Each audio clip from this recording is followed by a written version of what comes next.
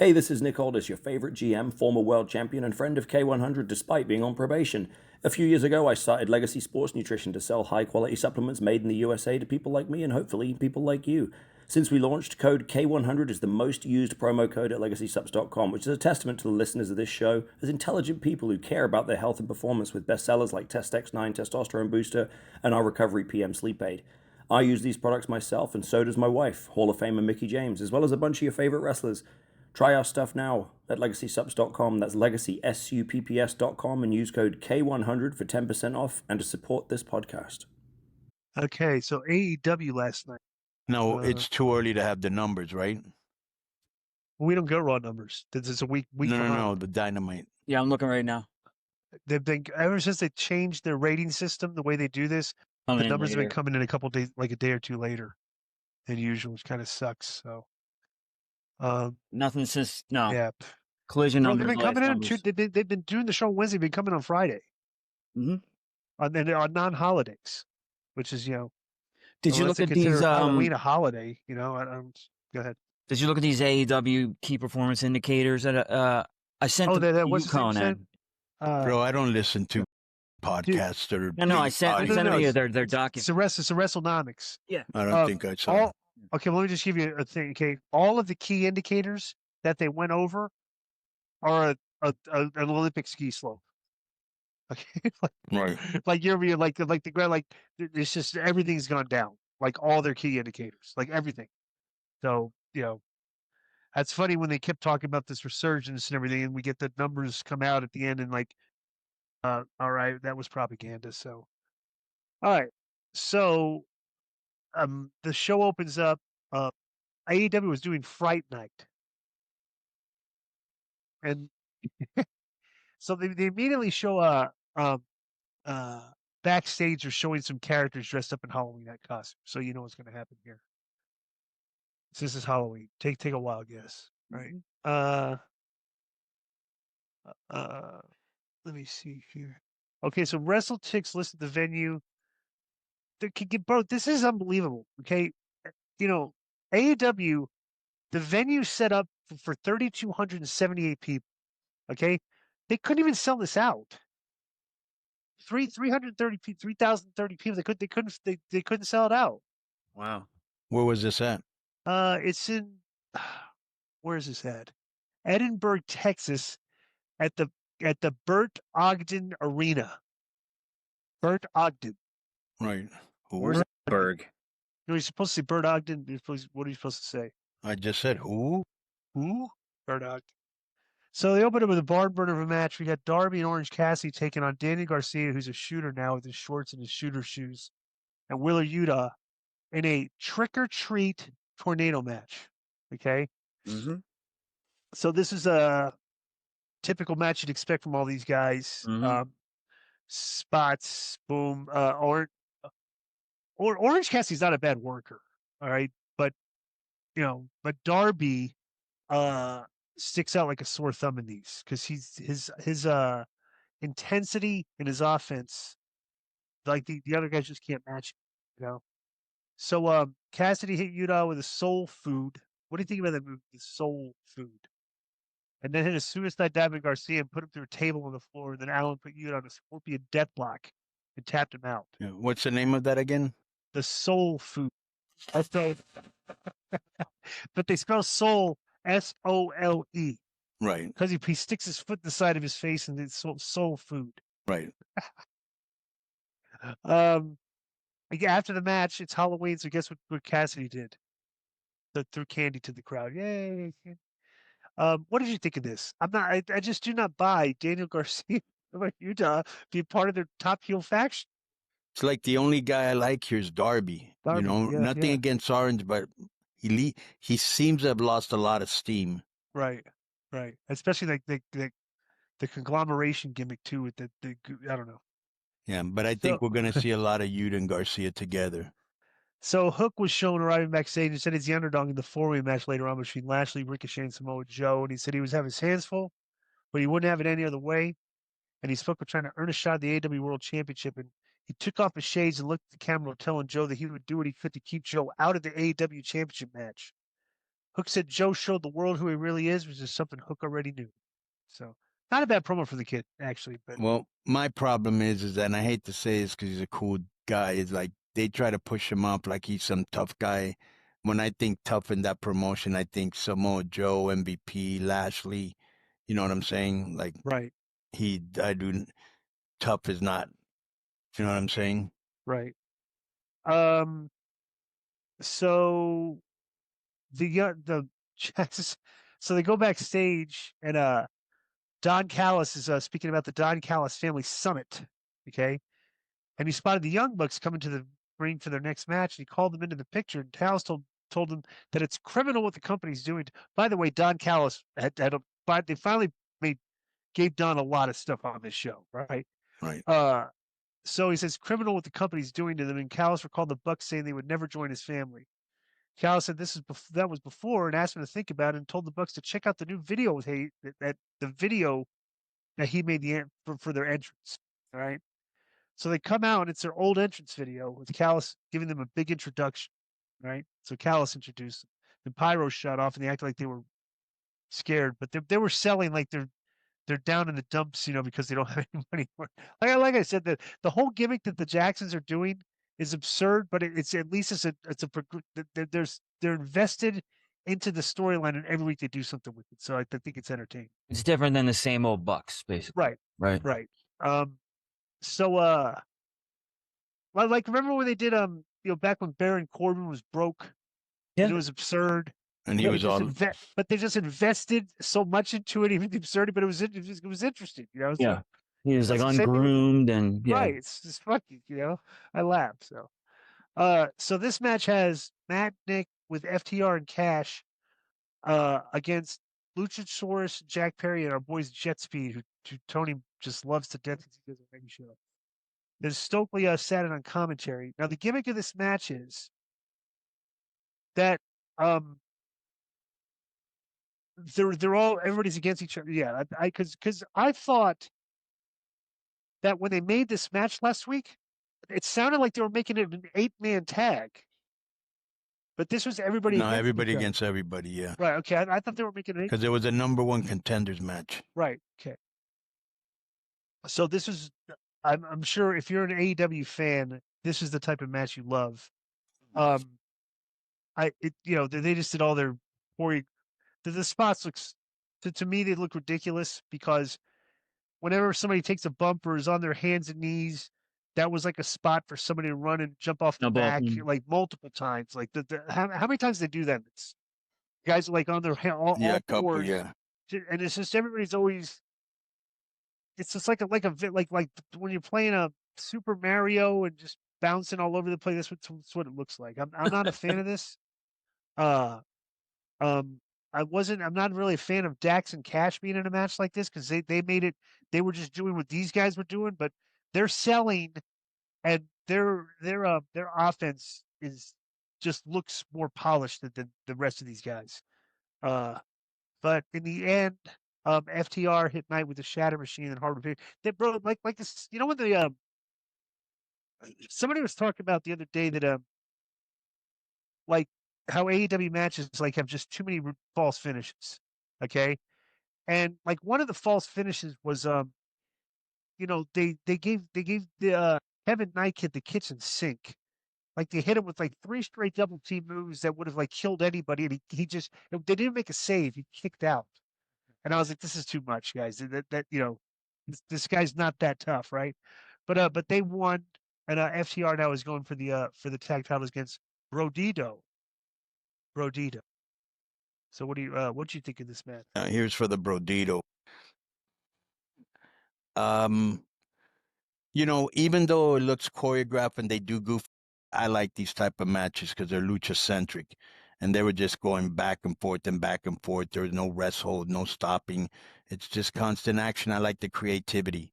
I like when the Young Bucks came out because they finally got a good ring introduction with pyro, and they were like selling the pyro like, oh my God. Luchasaurus, he had gotten away from this, but I guess he had to do it again. Bro, he does a moonsault from the second to the outside, which looks goofy. The standing moonsault in the ring, the same thing that Bailey does. Yeah, Right. you're too big. Right. And you got smaller guys that do it better, you know. Right. I like the match, even though, it did have its moments where you're like thinking this looks so choreographed. Hello. All right. 1 second. Yeah, I gotta take this. I'll be back. Cool. All right. So this is the second week in a row they've done this, Conan, coming up here. So they went to video package of Hangman Page and Samoa Joe. This is a good package. Okay, so filled you in on everything going on with Samoa Joe and Hangman. So congratulations to them and doing a solid video package. This was good. Yes, congratulations. Right. So then they show the thing. Bro, this is the second week in a row. Excalibur even said at the announce desk that John Moxley versus Kyle O'Reilly is up next. They come back. Yeah, they wrestled last week, right? No. But they said something was up next. Okay. The thing, and that was not what was up next. Okay. The next thing was the Don Callis Family Summit coming out the commercial break. And that, bro, to me, even Excalibur said it, right? Dude, this is what was going on in my head when I saw this. I was like, bro, are there, like, they don't have production meetings. Like, did they really not actually have a format sheet and know what was coming next? And like something else came out instead? Yeah, that couldn't have happened. Why would Excalibur say it's up next when the Don Callis Family Summit was up next? How could that happen? I don't know. I That's really what don't I'm know. saying. I go, maybe their format sheet, they got an incorrect format sheet. Maybe. You know what I'm saying? They're out there, the announcers are out there, and the format sheet's not even right. It's like, I feel bad for those guys. Like they're making them look like schmucks. You know, right? So, so they had the Don Callis Family Summit. So the whole family came out, and this was actually entertaining. Okay, so they're all seated at tables, and there's another one of those paintings in the ring behind Don Callis with the blanket over, so you can't see what it is. So they're all there. Okada, Hechicero, Josh Alexander, Mark Davis, and Lance Archer were all sitting on the table on the right-hand side, and Lance Archer had his feet propped up on the table while everybody else was just sitting there. And then Fletcher, Rocky Romero, and El Clone sat at the table on the left. They said Takeshita was not present, and then Romero spoke first and said that Takeshita was unable to appear due to travel issues. Then Romero unveiled a painting he called La Familia, and it's very homoerotic, where all the guys in the thing were shirtless and all but painted muscular, and Callis, who had a Familia tattoo on his abdomen, and he had a blanket around his waist in his paint, right? My question is, who painted that? And if that's an AI paint, because it was intentionally homoerotic. But what do you think of the painting, Konnan? Yeah, it was homoerotic. It was funny. Right. Callis has abs. He's at the front, like he's really built like that. I thought this was too long. Well, no, I'm going to just ask that. I'm going to go through the rest of this here.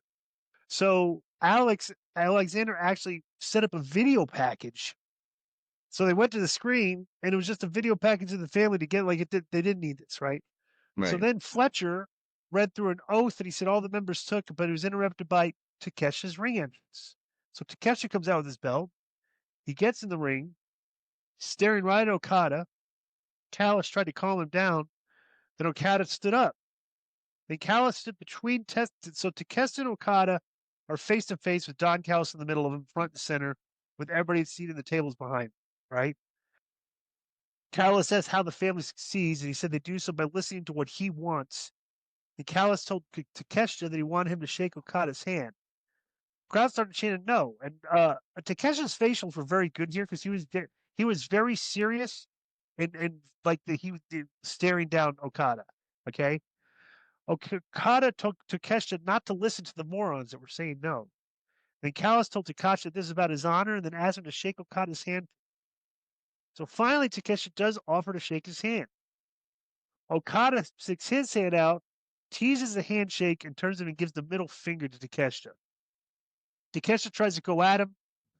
They keep them apart. So the big conclusion of this was Callis announced that We got to show that we can work together, and to show they were going to have Takeshita, and Okada team up on Saturday's AEW Collision to show that they can work as a family. What did you think about this? Yeah, way too long. I think it was obnoxiously intentional, Intentionally obnoxious. Right. Right. And but it was too long. All the stuff, Rocky Romero stuff. It just looks like everybody that looks like a mid-card J-Bone, except for Okada and Takeshita. They should have just gotten to their part, because the Rocky, the Josh Alexander, the Kyle Fletcher, none of that mattered. I thought it was too long, and I got into it once Takeshita and Okada were feuding at the end. Yeah. I thought that was good. They're actually investing a lot in building up to that match. Yeah. So, and they actually, I didn't care about it 4 weeks ago, but now I'm actually curious to see which way that goes. Right. Well, Collision, they'll probably have some sort of problem, and that'll end up them facing each other, and maybe one of them leaving the family. Get in the game with the FanDuel Sportsbook app. Bet on the NFL, NBA, NHL, MLB, soccer, golf, MMA, and more. Every sport, every market, right at your fingertips. Deposit instantly with PayPal, Venmo, or Apple Pay, starting at just $10. Win big and cash out fast. PayPal in 24 hours or instantly at retail sportsbooks. Available in over 20 states, FanDuel's app is your ticket to the action. Download the FanDuel Sportsbook app now. So Kyle O'Reilly comes out to his conglomeration video wall with his conglomeration T-shirt. What did you think about the conglomeration T-shirt? Brutal. I like the way they started this, because John Moxley's kind of, fancies himself a shooter. Kyle O'Reilly's kind of a shooter, and they were kind of doing I don't know. It was a different start. They didn't lock up collar and elbow, basic everything. They were kind of throwing kicks at each other and stuff, and it was decent. And bro, when they were doing that, Marina Shafir ringside was really getting into it. Cause she was bounced up and down because she's a shoot fighter, right? Well, they were doing the sparring. She was shadow boxing at ringside during this. She was popping for them doing that. So I thought that was. I guess many people didn't notice it, but I did. I thought that was entertaining. So they do a deal at the end where they go outside the ring. O'Reilly went after him, but Shafir blocked his path. Then O'Reilly put Moxley in a guillotine outside. The ref counted them both out. So it was a count out. There's 2 weeks in a row Moxley hasn't won. After the match, O'Reilly returned to the ring and pleaded with Aubrey Edwards. Then Shafir entered the ring and just clobbered Aubrey with an elbow strike that looked really good.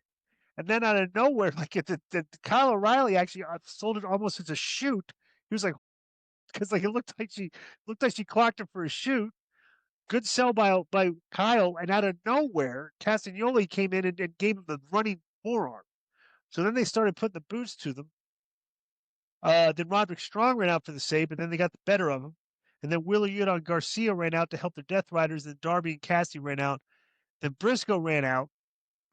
They scurried to ringside, the heels.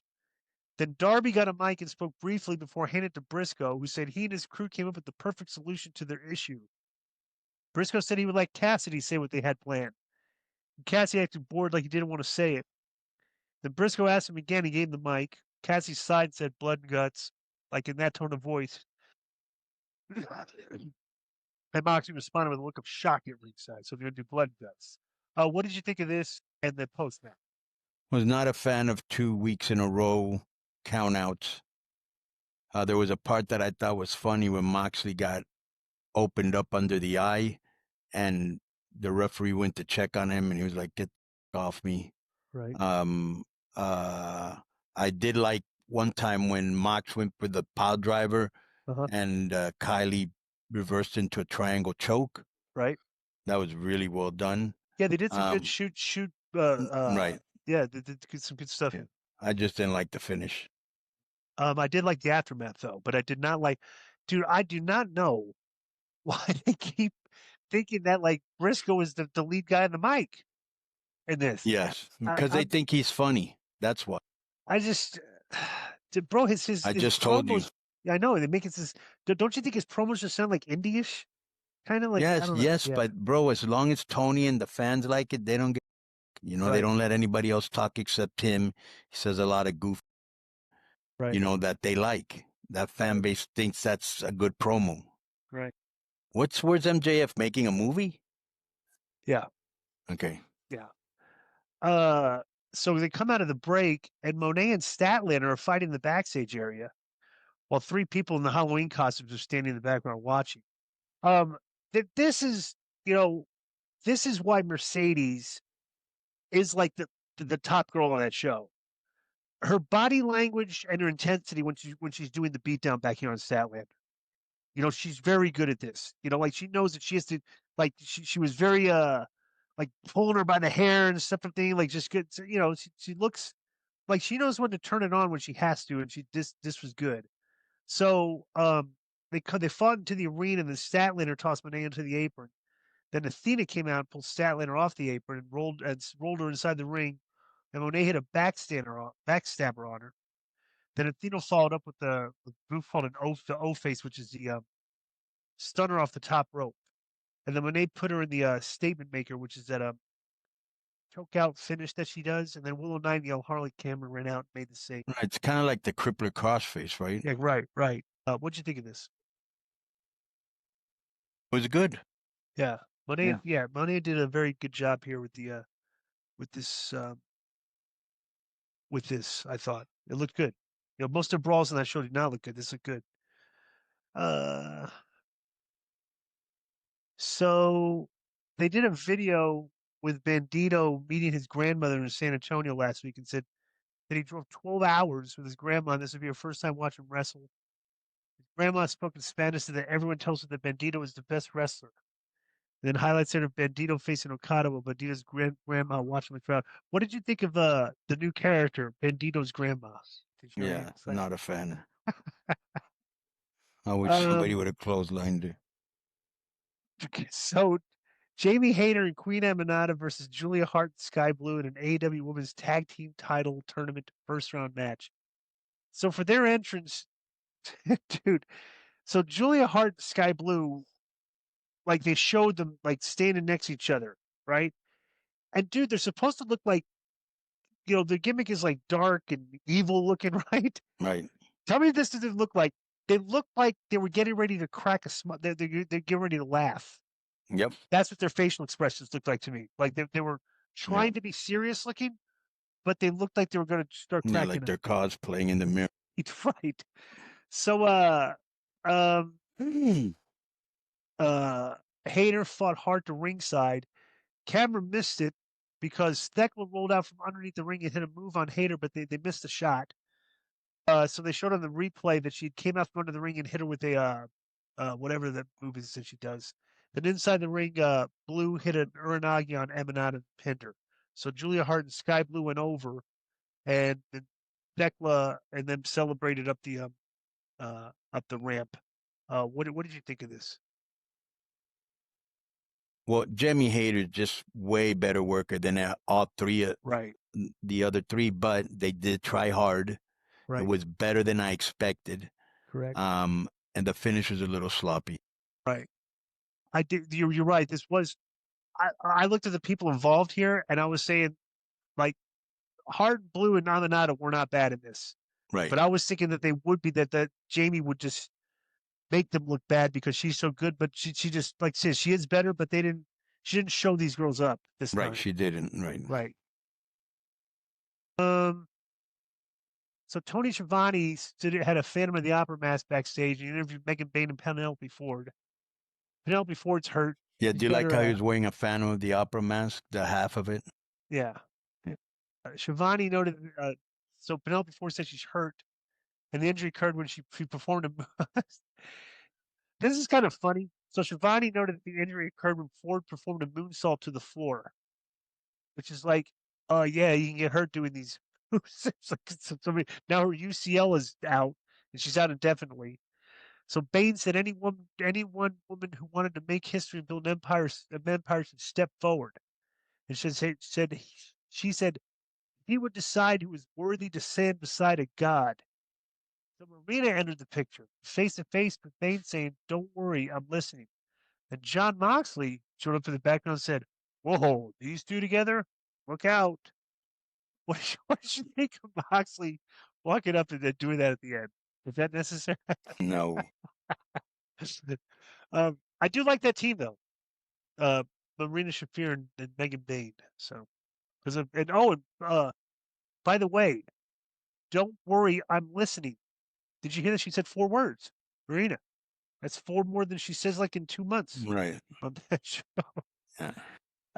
They did Samoa versus Bobby Lashley versus Ricochet versus Hook. Um, Ricochet's offense looked really good in this match because he had everything clean because he's out there with professionals that know how to like they weren't standing there looking to catch him a bunch.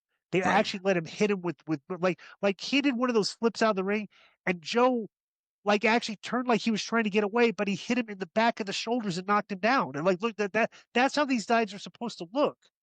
You know, like their offense knocking people down, but instead usually they're doing it and the guys are standing there staring at the guys catching them. You know what I'm saying? But like Right. he knew these guys was pros, so he could go and like do it creatively and his dives looked better because the guy sold them better. They sold them more realistically in this. So Ricochet looked really good in this. But in the end, this was kind of weird because so Ricochet, this is a finishing sequence. Okay, Ricochet set up Hook for move, but counter into pin for near fall. Hook clothesline Ricochet to the floor. All right. So Lashley charged a Hook. Hook ducked, causing Lashley to fly over the top rope to the floor. A move that let me ask you a question. Do you hate that move yet? Where these guys run at you and somebody just ducks and they always go diving over the top rope Yes. all the time. I'm not a fan of it. It's done too much, and I don't like it when Lashley did it here because he would not.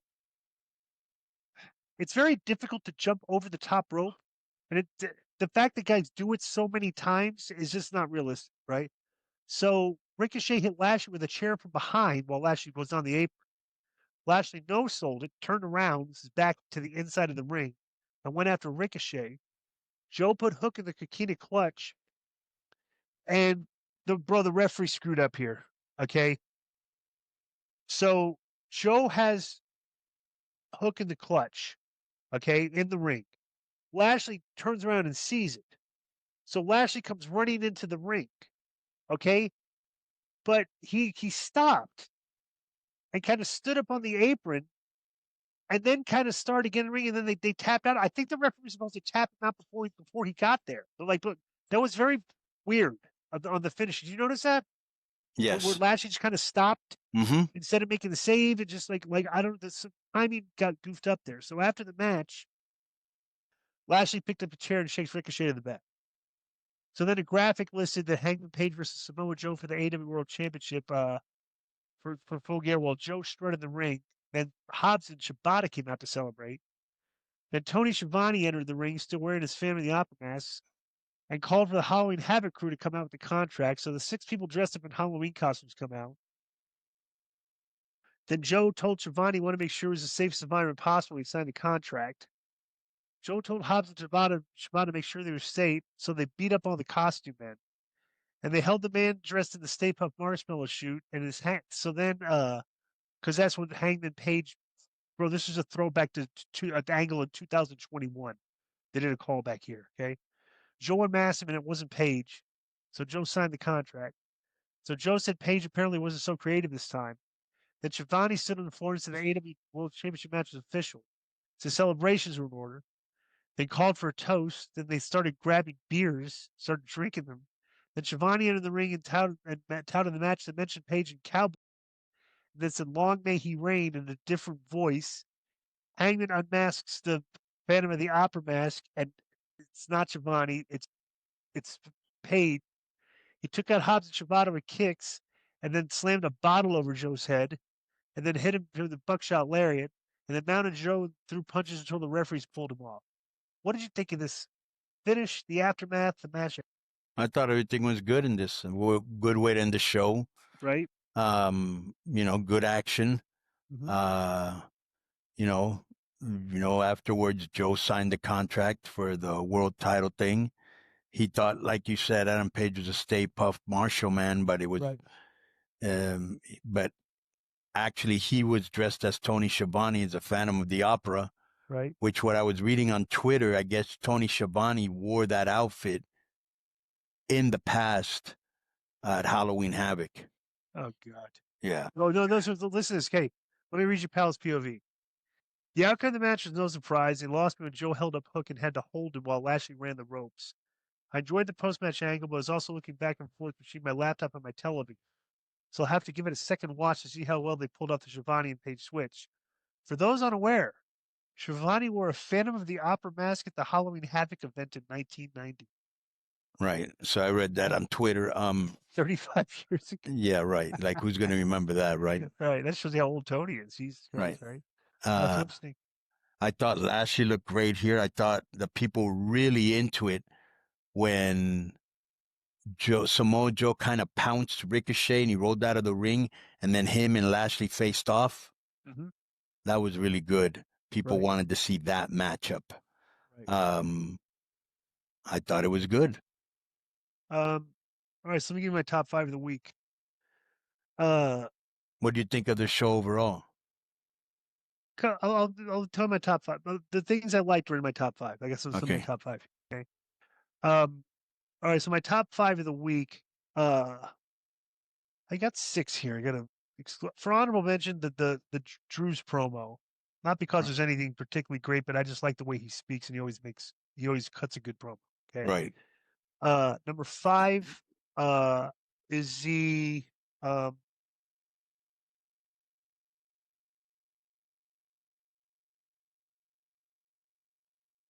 number 5 is the Punk J promo. Right. Okay. Number 4 is the Monet Statlander pull apart, or Right. the beatdown. Number 3, I like the Don Callis family thing. You didn't do those too long. I liked it. Yeah. Number 2 was the Charlotte Alexa Nia interaction. That's the name. I thought that was the best promo verbiage of the week, right there. Right. And number 1, I just love the Jimmy and Jay. They're interacting, their storyline, and where they're going with that. And I thought it kind of reminded me of the old Bloodline stuff that they're doing, because they're showing them, like, on a personal level, like, conversations. I thought those two. Yeah, not wrestling promos. Right. So what are your top 5? My honorable mention is Nikki looking super hot in the entrance. Right. Dragunov, number 5, Dragunov and Aleister Black tied with the Jimmy J interaction. Mm-hmm. Number 4, the main event from Dynamite, tied with the Jade Cargill turn. Okay. Number 3, Samoa Joe. Oh, the Jay Cargill turn. How did I miss that? Yeah. We'll put that. You're right. That's definitely check that out for sure. Go ahead. Yeah. Number 3, Samoa Joe in ring from Collision, which was really good. Mm-hmm. From Collision. Yeah. I didn't see Collision. So. Yeah. All right. Number 2, from this show, the FTR Jet Speed Jurassic Bucks match. I like that. Not my cup of tea. Yeah. And number 1 was the Flair Alexa Bailey Valkyria match. Really?